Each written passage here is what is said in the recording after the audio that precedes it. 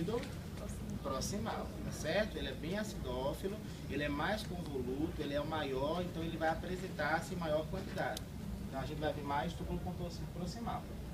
Pois bem, ó, aqui eu tenho o corpúsculo renal, eu vou dar uma ampliada. Olha que bacana, lindo.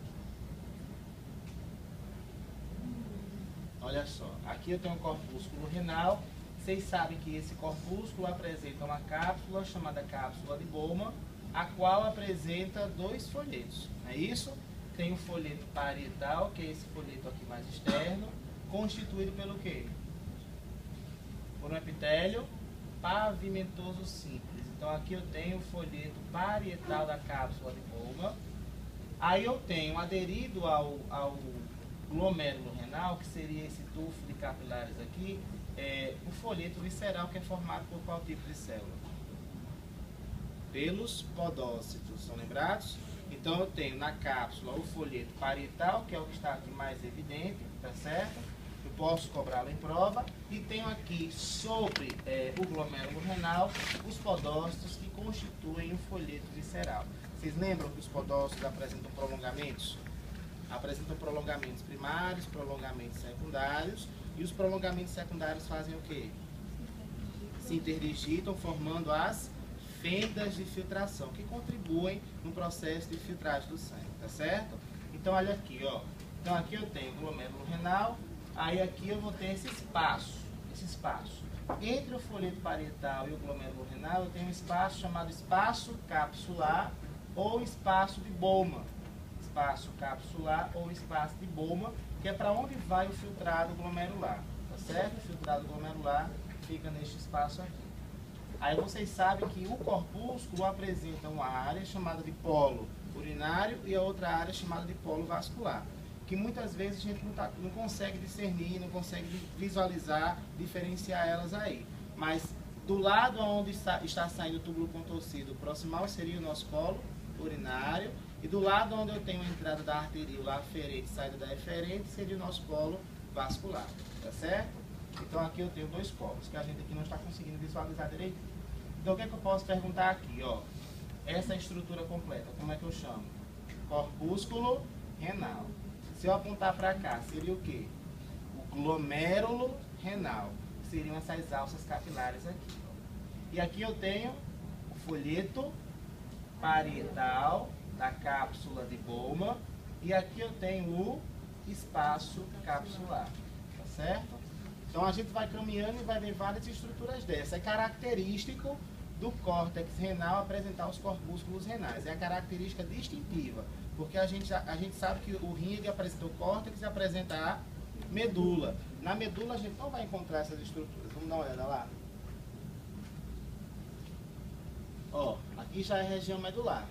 Aqui eu só encontro segmentos tubulares e nada mais. Aí quando eu olho lá para a região cortical, eu encontro os corpúsculos renais. Então, se eu vejo o corpúsculo, eu estou vendo a região cortical.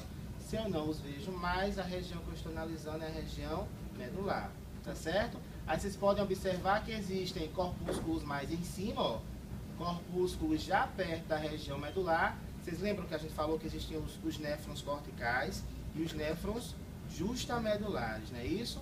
Então, quais são os que apresentam a alça de Henle mais longa? Os corticais ou os justamedulares? Os justamedulares, tá certo? Que são os que contribuem para a retenção de água, para a retenção hídrica. Tá? Então a gente vai ver, ó, corpúsculos renais em várias alturas aqui na região do córtex renal. Aí a gente vai agora procurar os túbulos, né? Vamos dar uma olhada neles. Deixa eu ver se eu acho aqui a mácula densa, tá? Vamos dar uma passeada.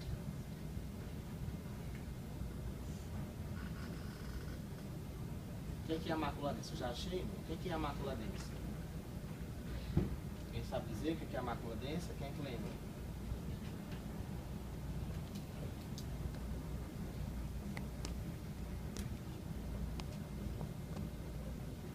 O medo me focaliza, né? Onde parece. Opa!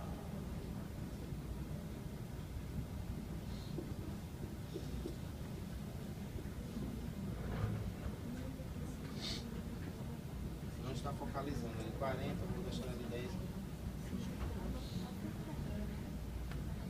Observe o seguinte, ó. Esses túbulos que estão ao redor, esses aqui, ó, vermelhinhos, são os nossos túbulos contorcidos proximais, tá certo? Como foi que a gente caracterizou na aula teórica? Os túbulos contorcidos proximais, eles apresentam uma acentuada acidofilia devido à grande quantidade de mitocôndrias presentes nessas células que constituem o epitélio do túbulo. A gente percebe menos núcleos na composição da parede deste túbulo, uma vez que as células elas apresentam um volume citoplasmático maior. Então, se elas são maiores, eu vou ver menos núcleos, não é isso? No túbulo contorcido distal, as células elas apresentam menor volume citoplasmático. Então, eu vou ver no contorno do túbulo que é distal uma maior quantidade de núcleos. As células do contorcido distal elas são menos acidófilas, então elas ficam mais clarinhas. E nesse aqui as células são bem acidófilas, ficando bem vermelhas, escoram bem pela eosina. Uma coisa que eu também falei é que a luz do túbulo contorcido proximal ela tende a ser mais fechadinha, tá certo? Ela tende a ter um contorno mais irregular devido à presença da orla em escova. Então as células que constituem o epitélio do túbulo contorcido proximal elas apresentam microvílulos que constituem aquela orla em escova. Então, a gente sempre vê ele com uma luz mais fechada, com uma luz de contorno mais irregular. E observe que ao redor, o que predomina é ele. Então, eu vejo vários túbulos com coloração vermelha bem acentuada. Então, isso aqui tudo praticamente é túbulo contorcido proximal, tá certo? Aí aqui observe o seguinte, ó. Geralmente, para eu poder ter mais certeza de que eu estou vendo o túbulo contorcido distal, a gente procura a estrutura da mácula densa, tá certo? A mácula densa ela é o quê? O que é a mácula densa? Vocês lembram lá que ela faz parte do aparelho justo-aglomerular?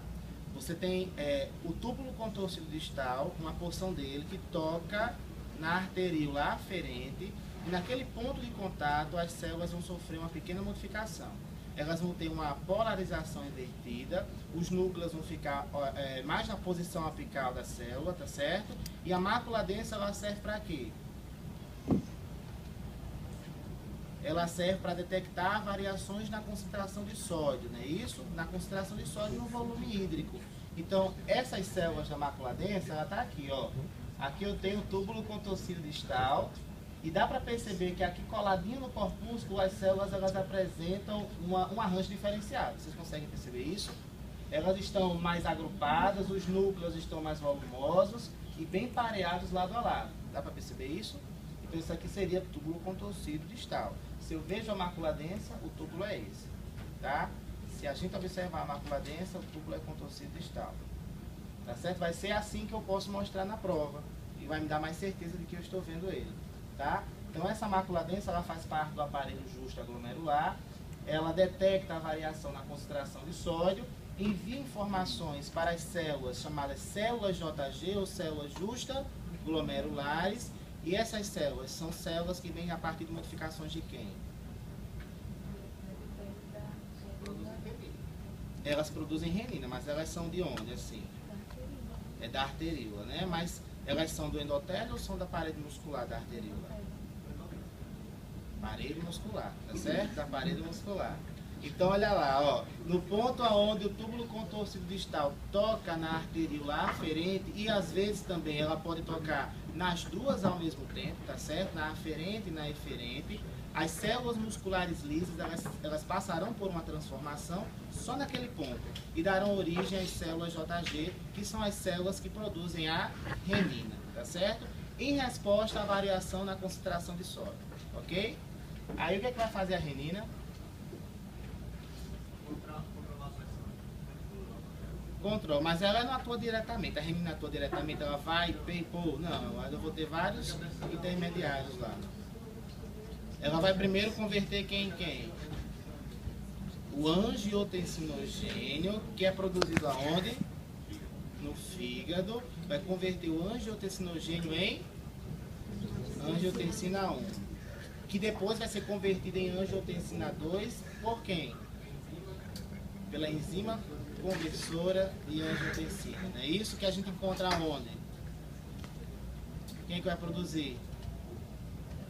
As células endoteliais dos capilares pulmonares, tá certo? Essas células produzem a ECA, converte a angiotensina 1 em 2, e aí a 2 é que vai ter o poder de elevar a pressão arterial, tá certo?